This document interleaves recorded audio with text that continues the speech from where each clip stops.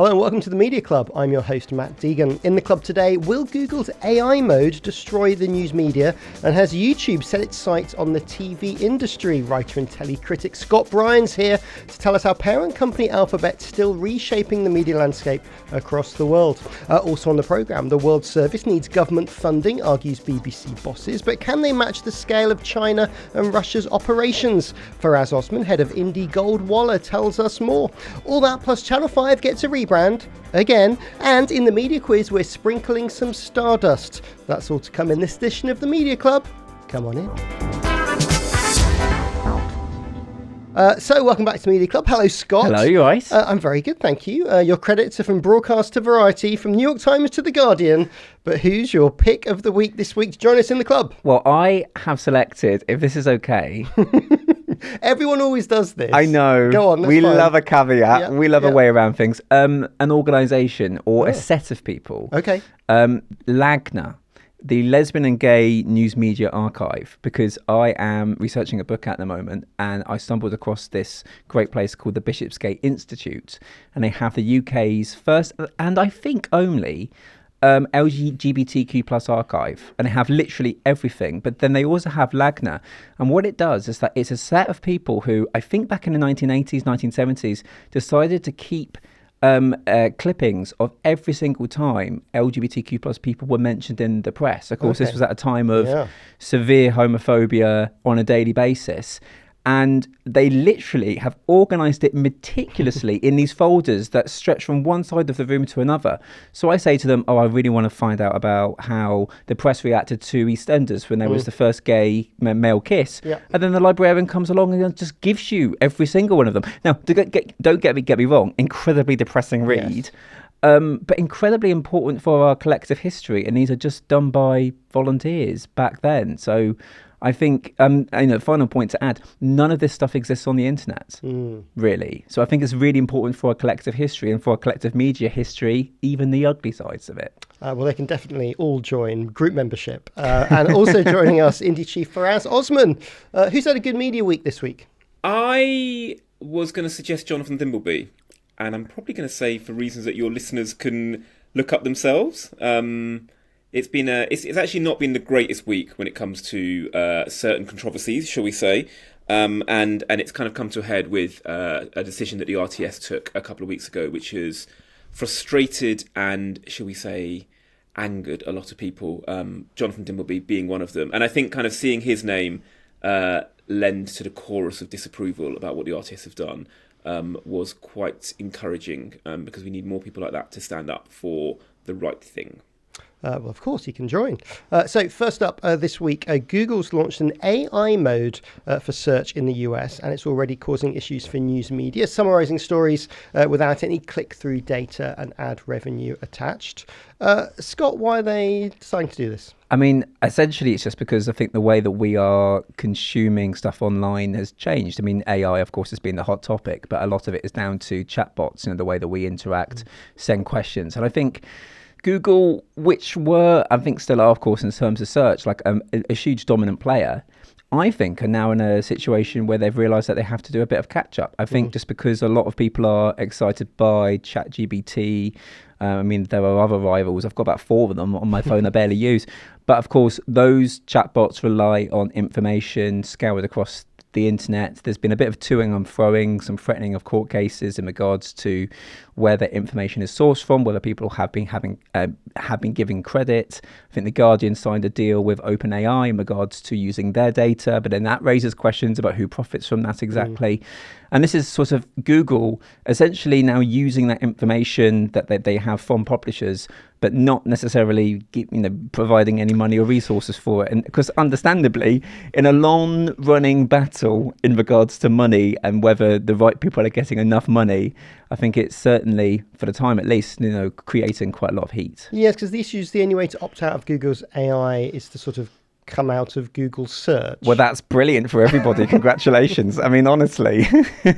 I mean, I think that the way that this has always been is that Google makes a sort of bold claim or a big plan. The media rightly has a giant go at it. Then there's going to be a bit of toing and froing. I think from my understand, I mean, from my sense, this is just the early stage in which, like, this is what Google says that what their intention to be.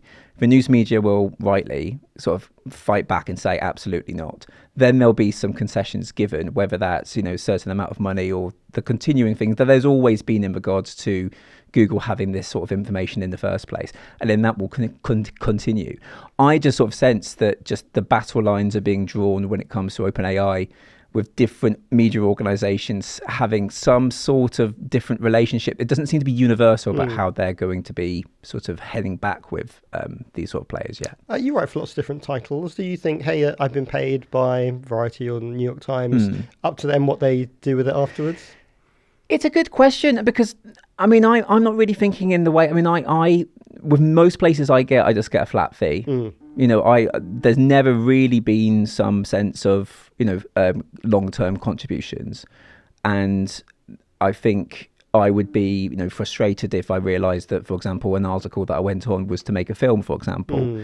And I feel different if I had a book out, because that is sort of cutting the publisher out, if that makes sense. So I haven't really got an opinion on that per se.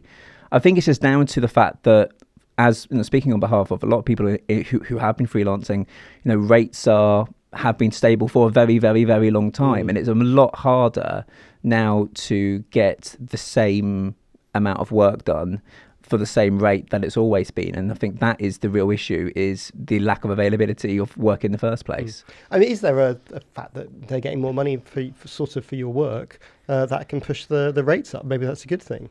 Possibly, yeah. Faraz, the argument that AI is how young people sort of search and they like what's at the top of Google. Is that enough of a reason for Google just to sort of roll this out? It's driven by consumers? Well, listen, I think the point of AI and large language models is natural language. I think we're seeing a move away from having to learn how to search Google, and more that Google and all of these kind of AI tools are learning how natural language works and processing that to get the information through. So it kind of feels like a normal evolution of how search works, and I think that we will see this become the norm. I mean, I think gone are the days where you kind of have to work out the certain codes and the way that you need to type things to get certain results, and that hard work will be done by these AI platforms, and that's just going to be the language that the next generation of online users are going to use to navigate the web. I think that my concern with this is what Google seems to be trying to do is keep people on their page. I don't want to use the word trapped because that sounds quite negative, but it's this is all about the idea of people feeling like the traffic is not going to their website, even though the information is coming from their website. And I think that is actually quite a dangerous precedent, because obviously Google is a ad-funded model, and so they want to keep as many people on their platform as possible for as long as possible. And if they are going to simply scrape other people's work and put that on their own page, and then not send people to those websites, which is what they used to do, then we do have a problem, because it just means that all eyeballs are going to stay within Google or ChatGPT or whatever it might be. And ChatGPT have had similar controversies. OpenAI have started linking out to, when you search for something on ChatGPT, it will start putting where the sources are, and you can then go and link out to those sources if you want to. But the reality is that once you get your answer, you're kind of done. And I think that we do need to kind of start figuring out a plan of how we can make sure that the web is sustainable, because the reality is that yes, they're doing it algorithmically, and yes, they're doing it via using generative tools, but the actual new original work is sitting on these websites, and Google don't make that original work, and OpenAI aren't making that original work. So if we want to continue seeing the great work that Scott does and the work that me and my colleagues do out there, we need to make sure we continue to encourage people to write original material, and this feels like it may not be doing that in the long term. Oh, it's interesting. Everyone sort of, all the big techcos, super successful tech companies they've got to sort of pivot to AI. They need AI products. I was reading actually just today, John Gruber, who writes a lot about Apple in his blog Daring Fireball. I was talking about Apple Intelligence. Oh yeah, which they've sort of pulled back on, made an announcement saying, all the things we said were coming are going to come a lot later. And he's normally quite an Apple fanboy, and he sort of said, is a lot of this vaporware, stuff that's never really going to appear. They're all trapped. They've got to keep delivering I know, but I think it comes down to also around not just the ethics, but also just whether it works. I had to look at my phone there because just while you were both talking, my Apple Intelligence just started to go. So I had to turn my phone completely off. So, is that classic case of like...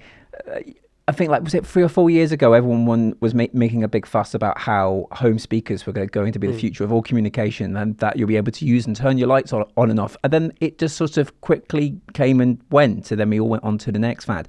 Don't get me wrong, I think AI has a huge role and at times terrifying role to play in shaping our creative future. But there's also a lot of hype. And I think I really wonder about how will it actually change? What practical things will it actually influence our lives? Meanwhile, Google's sister company, YouTube, has been quietly building its streaming base on TV with the introduction of podcasts, leading to much longer form content on the platform. And Scott, this week they launched a new upfront focused on their top creators. Yes. What's the Spotter Showcase? So it's Which sounds a terrible name. It's a terrible name. I mean, it essentially is attracting quite a lot of their big creators, such as Mr. Beast, who of course has done work with Amazon Prime Video, the most expensive TV show of all time, in my view, also arguably with some of the worst. Money doesn't solve all your problems. It really doesn't. No, it's about having creators matched with different programs, formats and ideas, because it seems to be, particularly with young people, I mean, there's been this massive growth of YouTube, which is 20 years old. And I've got a piece coming out on Broadcast, a feature later on this month. And I think what is remarkable is how YouTube is now the go-to place for young people, not just in terms of watching short-form content, but also long-form content. And now broadcasters are now starting to put a lot of their shows onto that platform. So if you go onto Channel 4, you will now see episodes of Gogglebox and all of their police custody shows. ITV now puts on I think they've got plans to put on Celebrity Big Brother and have got Love Island on there. And interestingly, they say that does not cannibalise their own streaming services because they think that the people who are on that platform compared to their own are fundamentally different audiences. So I think it's this sort of idea, particularly that in the US, mobile viewing has been replaced by home viewing. I mean, essentially because the connection is a lot better and that viewers are sticking around for a lot longer. But of course, that raises a lot of questions for the BBC, public service broadcasters, thinking that then now that they're relying much more on a third party, Google, who have an algorithm and also will obviously take a cut for future business. And I think it's that kind of ecosystem will certainly exist where, people will go to their own place, people will go to YouTube and third parties. But, they've now got another big player in the room, and this player happens to sort of be a real big influence. Faraz, do you think Netflix and Disney should be worried about the amount of YouTube people are watching on their TVs at home? So I think that the push to the big screen, shall we say, for YouTube is a really interesting one, and I think it does make sense for the business. What I'm quite curious about, though, is how that's going to work for ads. And I think one of the reasons why YouTube are doing this is because actually it's a lot harder to put ad blockers on the big screen on your TV. Kind of, I don't know anybody that knows how to install an ad blocker onto their TV. Whereas I think actually there's been, again, particularly for younger people, they all have ad blockers on their browsers, and Google is cracking down on it via their Chromium engine and their Chrome browser, and making it harder for ad blockers to be installed. But we have still got a lot of people who do watch YouTube without seeing the ads because they've managed to use a system where they can skip the ads using an ad blocker plugin, which you can't do on TVs. What I think's curious about that is we've also got services like Netflix and Disney Plus and Amazon who are leaning more into an ad-based model, and they are kind of offering subscription services where they are subsidised by ads. And I actually think that it is advantageous for those platforms to move away from being funded by subscribers and actually being funded by ad revenue, because it seems to be more lucrative for the bottom line. What that means, I think, and this is me looking for optimism in the British market, is that the BBC actually becomes a lot more attractive as a completely ad-free service. And I do wonder if we'll start seeing a swing back to iPlayer, where people just simply get sick of looking at 3-minute ad pre-rolls, and they go, you know what, if I go to iPlayer and I press play, I will see my content straight away. And we may actually see a swing back to kind of more traditional media viewing for that very reason, because at the moment, I don't think it's the greatest of experiences. I mean, I guess for us, the pushback to that is a lot of young people are consuming their content on YouTube that they're not going anywhere near iPlayer, and they're not even aware of what's there. And when they see ITV and Channel 4 popping their shows on YouTube, they maybe will assume that shouldn't the BBC do something similar? But potentially, but I do think that we at our peril misunderstand the how ads interrupt the viewing experience, and also misunderstand how actually younger people or people that are a bit more tech savvy have found ways to skip past those ads, and I don't think you can do it as easily on your TV. So if we are moving towards that big screen model, there is a risk that we'll kind of expose the reality of what the YouTube platform is, and the fact that it is flooded with ads. And if that is the case, are people that are really excited about the content that they've been watching on their computers and through their browsers, are they going to be as comfortable moving to a platform that they don't have as much control over?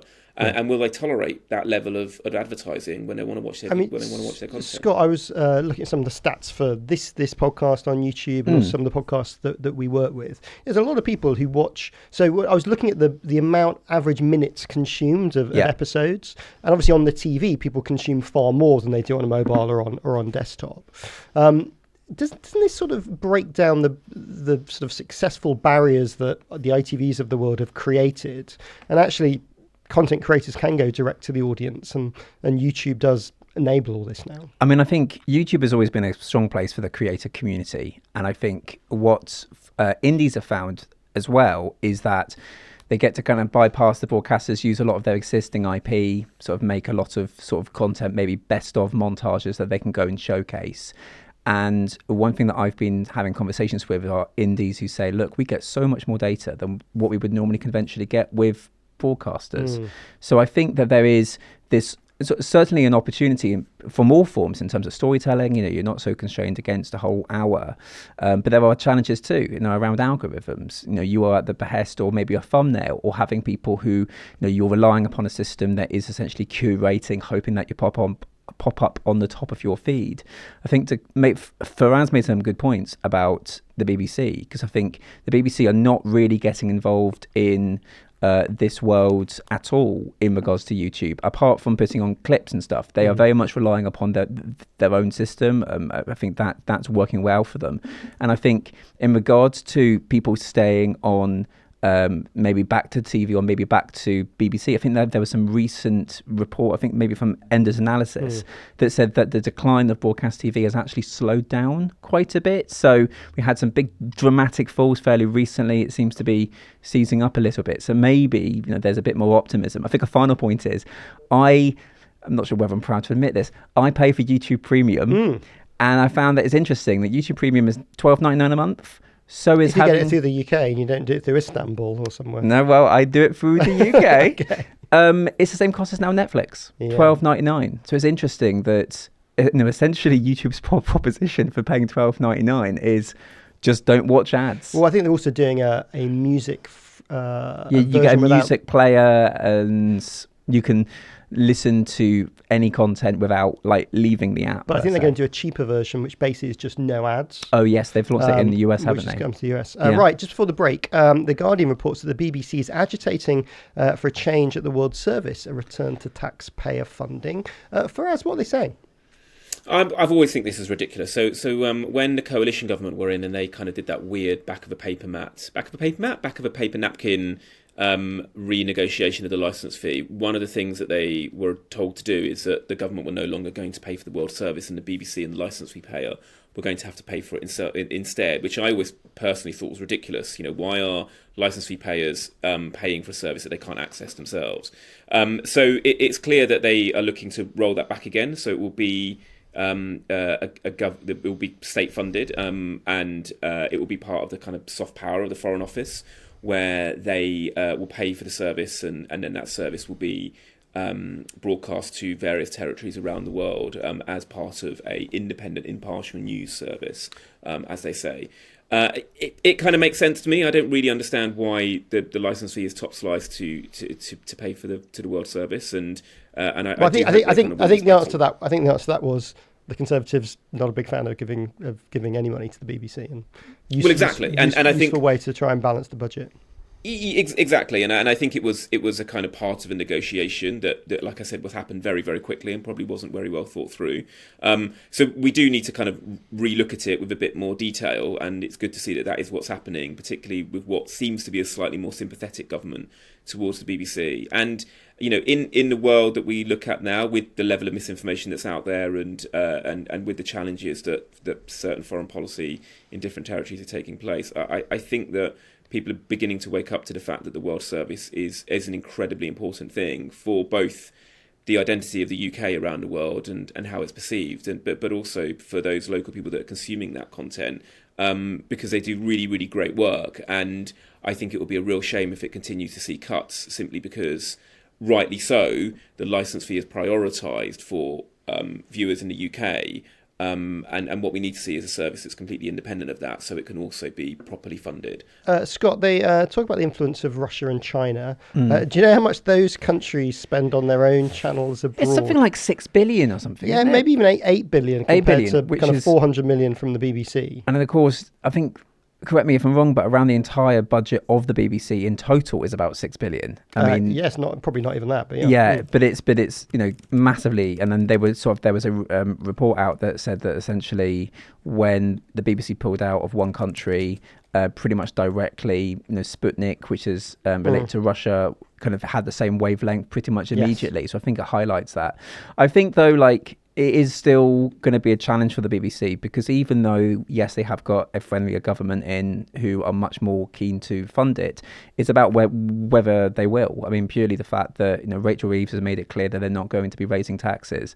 So you're sort of wondering how this money is going to come up, particularly if we are having cuts, which has been reported quite widely in the last week of all range of public services, to then say, oh, actually, we're going to be ring fencing the BBC for people who aren't, same issue as the TV license, who aren't going to be consuming it within the UK, I think will be a bit of a hard task. I think that the wider question is, what on earth is going on in regards to the future of the license itself? I mean, when I heard this, I sort of thought... The time's ticking. Well, I thought sort of this is the BBC kind of making its first kind of go at charter renewal. So both sides are going to sort of toss out things that should be covered or shouldn't be covered but I sort of think this is small fry compared to when you have to look at the wider essential issue about the future of the licence fee. I mean, essentially you've had over the course of the last year, the government saying, oh, we know the licence fee is going to be over, sort of continuing on the Conservative line, but not really coming up with what they're going to be replacing it with. I mean, there is going to have to be consultations about it, but it's pretty much it's pretty much agreed so far that the licence fee is still the best way to fund the BBC. Or at least the least worst option. The least worst option. But it seems to be, no real clear grand plan from anyone really about what the future of the BBC is. And the time we're against the clock, and you wouldn't want there to be a rushed process at a critical time for the media industry for the next sort of 10 years done on the hoof. Who benefits? Sorry, I'm laughing because that's exactly what happened last time. I know. And look at the consequences. Look at the consequences. But we are still experiencing the consequences of that right to this day. And if it doesn't get sorted and thought through properly, then the whole ecosystem is kind of messed up because of it. I think Scott's absolutely nailed it. And I think, look, in addition to the cuts in public services, we've seen kind of massive cuts in the foreign aid budget as well. So, you could argue that, is that a good thing for this argument or a bad thing for this argument? Is this a way to kind of balance that out, or is it actually another thing that will go and fall by the wayside as we kind of increase our defence budget and look away from foreign aid? And which of these two things does this kind of world service fall into? I think Matt endorses a kind of council tax levy, and I've kind of talked about there being a broadband levy. I think actually the bigger problem now is it's no longer the amount of money that the licence fee is, as in what is the cost of the licence fee to the individual licence holder. I think now we're seeing a real problem with non-payment, and I think that is gaining real momentum about lots of people thinking that they just don't want to pay their licence fee. They don't watch live TV, they don't watch the BBC, or that's what they've argued to themselves, and so they've just stopped paying the licence fee. Well, it's something we're going to return to, I think, a lot over the next we can few talk months. about this for a long time. When we return, how the tragic death of a producer is challenging broadcasters to improve working conditions. I'll see you after the break.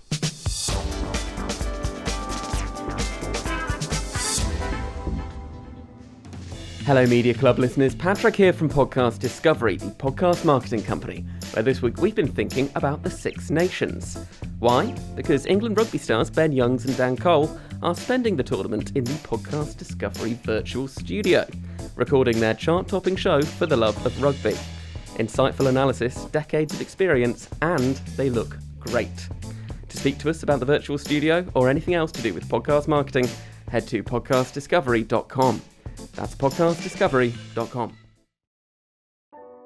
This week on the Media Club, we're taking a closer look at how you consume media. As we've just discussed, YouTube has evolved into a full-fat TV experience, and lots of podcasts are following suit too. In fact, you might even be watching us on YouTube or Spotify right now. If you're thinking about starting a podcast, already have one that's perhaps only just the audio, adding video could be a total game changer. That's where Podshop Studios comes in. With customizable sets, top-tier audio and video production gear, Podshop makes it easy to create broadcast quality video content that audiences actually want to watch. For a limited time, you can enjoy 25% off your first booking at Podshop Studios with the code Media Club. Just visit podshoponline.co.uk to book and take your video podcast to the next level. Don't miss out. Grab this chance today. Welcome back. Here's what we've been talking about in the Media Club this week. There was a very optimistic Radio Days Europe gathering last weekend. This is the tentpole event for audio people across the continent, including lots of talk about how those big breakfast shows don't mean 6 to 9 anymore, with anything from 6 a.m. to midday being the peak for broadcasters. Deadline reports that the 4 female BBC News presenters are just days away from a showdown with the corporation over the way the presenters were hired for the New Look News channel. But it still may be avoided. Jake Cantor revealed on Tuesday there's been talks of a potential settlement. And Channel 5 is having a makeover to become 5. Now, you may think they were called 5 before, but you'd be wrong, as that was the word 5 and not the number 5, which is what it is now. So it's Channel 5, then 5, then Channel 5, then 5. Got it. Is that the right order? Yeah. And then with ITV, it was ITV, then ITV1, then ITV, then ITV1. Have you spoken to the good people of Channel 5/5 marketing about this? I mean, I can understand that, the whole concept is have everything under the one banner, and then when you search for it, is all able to be found quite. But I still think it's like, I worry whether viewers actually notice or care. Because if you look at some rebrands, I mean, like, for example, Gold, that was UK Gold, then UK TV Gold, then GOLD, which stood for Go On Laugh Daily. Then dreadful. Then that became U and Gold, because U is a streaming service. And it's just a bit like, I get it, but do the viewers get it? I'm not so sure. I think it's interesting. I bet they did some research into the Channel 5 name. Yeah. And I was fascinated what came back of what people called it. Did they call it Channel 5? Do they call it 5? Is it just going with what people... That channel with Jane McDonald on. That's the one. Perpetually on a cruise. There's a bigger scandal attached to this, which is the boy band 5, which actually is spelled F-I-V-E, and not what I thought it was, which is the number 5, I-V-E, but actually that was the name of the album. So we now have a British boy band called 5 and a British TV channel. Did you ask ChatGPT this? No, this is just like, do you not know this, Scott? This is pop culture, royal. But also, you got to remember that Channel 5 originally launched by the Spice Girls. I know. I remember watching it. I was so hyperactive. My gran told me to calm down. It was the Power of 5. So they should have, because the relaunch has been at the same time as 5 have come back. They should have got the 5 boys to re-sing it. It was a missed opportunity. Their fee was sky high. Okay, Scott. Or £5. Yeah, actually, but just £5. Scott, the BAFTA TV Memorable Moment Award was announced this week. You've been involved in selecting the shortlist. How did you manage to get that job? Anyway, who's on it? I mean, it was utter joy to be in the room where you're essentially debating for traitors for 2 hours. But I mean, it's the only award at the TV BAFTAs which is voted for by the public, and it looks at the 2024 year. So that's why it's not Linda with her bad acting, which I think would be amazing if next year she is voted for that category, because it means that her bad acting could win a BAFTA. But anyway, with this year for the traitors, it is Paul Couldn't Be My Son, but Ross is. You've also got the Bridgerton scene with Nicola Coughlan and Luke Newton. You've also got... This is where I'm really scratching my head because it's the only part of my memory. I love how you know more than I do when I was on the panel. Chris McCausland is on there. 3 out of 6. Here we go. I'm sure Gavin and Stacey must Gavin and Stacey. Are they on there? Yes, they are. They are on there. They? Because, of course, that was the most watched TV moment since 2002, since Modern Records began, with more than 20 million viewers. So, of course, that's on there. And 2 others. Post Office? Post Office must Post be on Office, there, yes. Monica Dolan and the Post Office. That's the moment where Joe Hamilton realises that the money that she owes doubles in front of her eyes. And there's a 6th one, and it is from a streamer. And I should really know this. And this is, I think, really highlights why I am a great benefit on this panel. I can't wait for... Faraz, can you name the 6? Have you got it there in front of you? It's a thing that I don't think I've watched, which is, ashamedly, which is the Jilly Cooper thing. Oh, yes, Rivals Naked Tennis, which is not a joy if it wins, because they won't be able to show it. 100%. It's a clip that, will be voted for in a big way, and the winner is, we cannot show you. So for us, anything you think should have been on the list, which wasn't? Oh God, that's a good question. I can only think, because I'm watching White Lotus at the moment, and I can only think that if Rivals makes it onto the moment this year, does that mean that we're going to see a kind of certain other full frontal nudity shot in it next year? It's very horny. But I think it's, do you know what I mean? It's like, is that the only way that you can? Well, there's who is it that said? Somebody said recently that the only way that you can win an Oscar is by getting your kit off. There was an actress that mentioned anyway, but that's a whole. We're getting into a whole different podcast. I don't want to see the Media Club spin-off. This is why we're not a film podcast. Is it a prosthetic? We're not going to ask the question. No. Anybody that you thought should be on the list that wasn't, or anything you were arguing for that you were like didn't quite manage to get onto the 6? Oh, I'm not allowed to say that. In the case that the people who made that show then realises that they could have been nominated, we were forbidden on doing that. But it is a joy. I think I know the website where you can go and vote. Yeah, tell us what it is. BAFTA.org/moments. BAFTA.org. See, I did it. /moments. That was effortless. It was like I knew them all on the top of my head. Even though all of yesterday is all I did was talk about it. Today, gone. Okay, last week we discussed the long working hours of crew in the media. And this week we saw the end of an independent report into the death of a factual producer. John Balson took his own life just after finishing on the Channel 4 series In the Footstep of Killers, produced by Alaska TV. Scott, whilst we can't know exactly what happened, what do we sort of know about the situation? I mean, we know from the independent report in regards to the work-related stress that this person had been experiencing, and it's in regards to the amount of work-related stress involved, and I think in the freelance industry, of course, particularly on productions, long hours. I think what is interesting is that from Channel 4's perspective, they've said that they have taken on a lot of the recommendations in regards to the report that was independently put on after his death, saying that essentially production companies should ensure timely circulation of mental health resources, that they should encourage dialogue and transparency in regards to mental health matters, the possibility of introducing a flexible working policy, and also additional monitoring and oversight of freelancing working hours.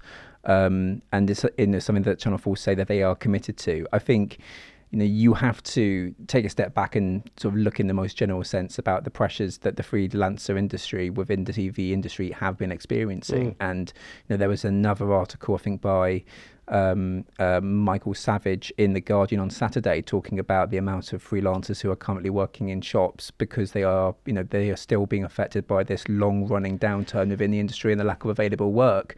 And I think there are a lot of people, if you are lucky enough to get that work, who aren't talking about what they're experiencing in terms of tough working hours because of the lack of availability in work. I think it's a reflection of a wider crisis. I mean, for us, there's sort of a feeling that freelancers kind of have little recourse if they sort of want to be employed again. It's sort of suffer in silence. Do you think that's the case? Yeah, I mean, look, the first thing to say, this is obviously an incredibly tragic case, and I think it's important to kind of say that I can't even begin to imagine the family and how they've had to deal with this. Yeah. In addition to that, it's interesting that the comment that's come back from the report is that I think the phrase is that they've discharged their respective duties of care, and yet they're also taking on recommendations, which to me feels like a bit of an oxymoron. Either you have done what you needed to do, or you need to make improvements. I don't really understand. What are we saying, that it was worse then and now we're going to improve it, which is great, or are we saying that actually everything was fine back then, but we're still going to improve it? And that doesn't. I just can't really understand how that's come about. I think the truth is... I was going to say, Faraz, I mean, you run an indie. Channel 4 are implementing these things for you guys. It gets added to your budget. Is it something that you think more about? I think we are constantly... we're a smaller indie, so we're obviously also chasing for work ourselves, which is a stressful situation.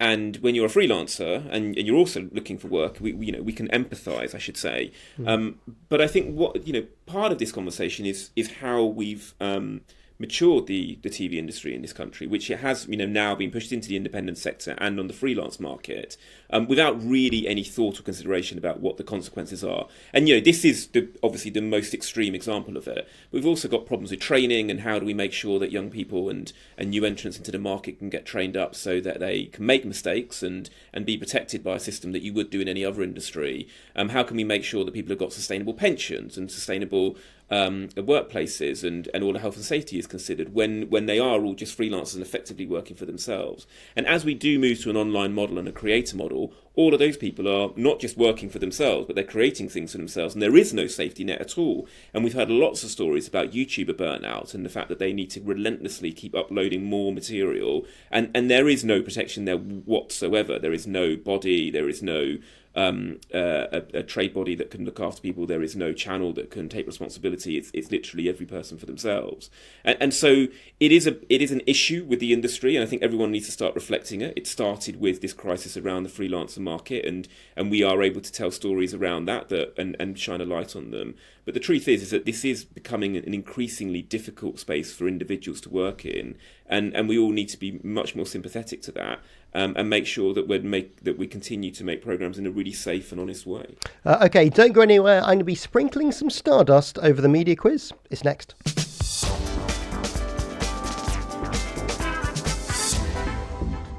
Welcome back. Just some time to do the quiz. This week entitled Stardust. Let's see how much attention our guests have been paying attention to the media this week.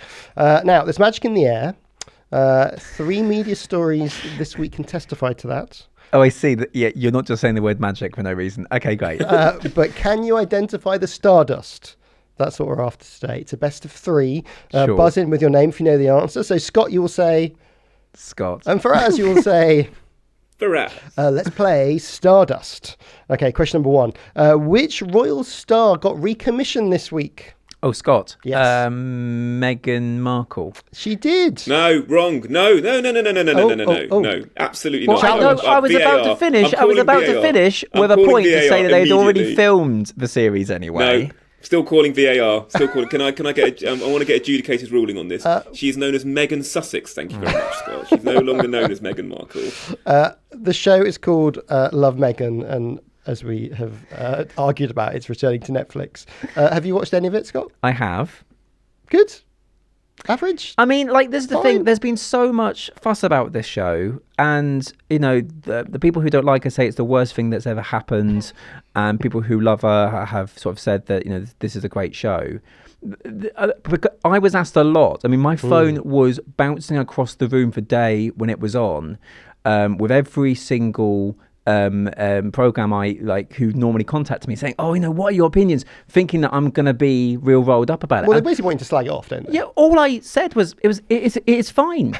It's fine. It's unlike, it is pretty much like every other lifestyle program on the Food Network, on lifestyle shows.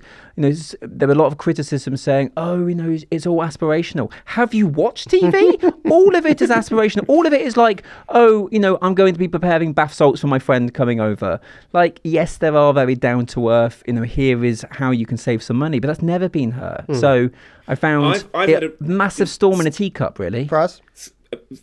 Firstly, I don't think this show's for us. It's definitely not for British audiences, it's for American audiences, and I don't really understand why anybody in the UK thinks that this show is in any way made for them. There's a very American style about it, and there's lots of these sort of shows over in the US. Scott, I don't know if you know more about this, but I heard a rumor that dramas on Netflix now need to have a kitchen kind of mood board before they get commissioned, because everyone's going to have very aspirational kitchens, and that's now the thing for high-end dramas on streamers. Is it all depends on how good your kitchen. So looks. I've not heard about this. However, I have to say, disclaimer on Apple TV Plus. What a kitchen! Like literally the kitchen. That's a Cate Blanchett story. Very depressing subject matter. But the kitchen is just phenomenal. It's like a main character. Honest to God, like during some of the most intense scenes imaginable, I was like, I would serve the most wonderful platter in that kitchen. Kitchen Island drama. Right, question number 2. Which channel was fined £150,000 this week for selling Miracle spring water?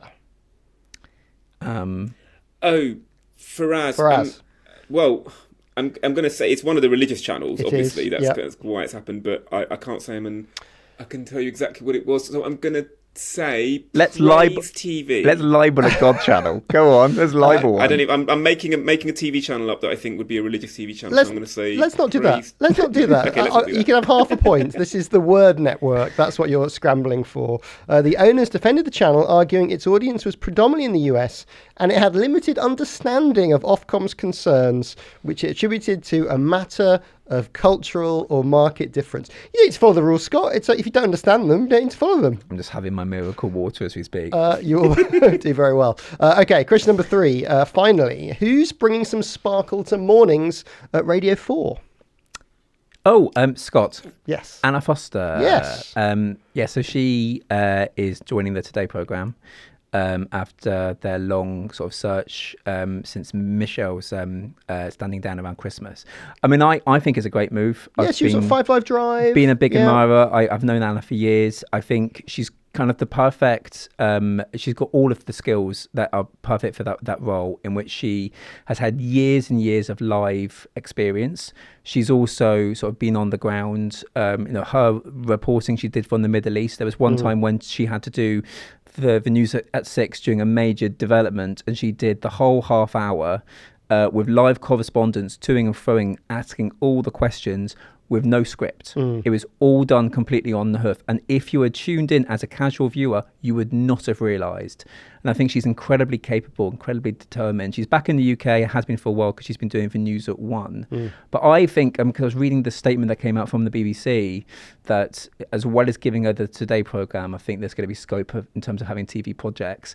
I think maybe lessons being learnt about the loss of old talent, in terms of, you have to give them more than just the one show. You have to give them opportunities across the BBC. I think she's going to present quite a bit from Salford, which is where the 1 o'clock news comes from. Faraz, good choice.